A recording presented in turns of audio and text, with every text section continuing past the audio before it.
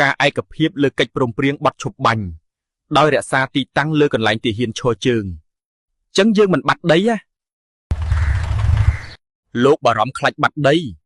នេះគ្រាន់តែជាការឈរជើងបណ្ដោះអាសន្នទេតែមានគិតខ្លាចបាត់បង់ជីវិតទាហានយើងអត់គាត់មានគ្រូសាត្រូវមើលថែដូចយើងដែរតើគួរតែមានបត់ឈប់បាញ់សិនទើបលែងមានមនុស្សស្លាប់តទៀតប្រជាជនយើងភៀសឹកគាត់បានទៅផ្ទះគាត់ប្រកបរបររកស៊ីវិញ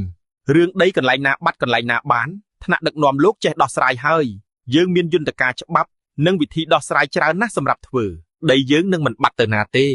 ព្រោះយើងមានឯកសារផ្លូវច្បាប់រឹងមាំដែលបន្សល់ទុកកាលពីជំនាន់បារាំងយកមកដោះស្រាយពិតមែនហើយគួរតែមានបទឈប់បាញ់សិនទើបជាការល្អដើម្បីកុំឲ្យមានអ្នកស្លាប់តទៀតគួរតែដោះស្រាយតាមច្បាប់អន្តរជាតិវិញ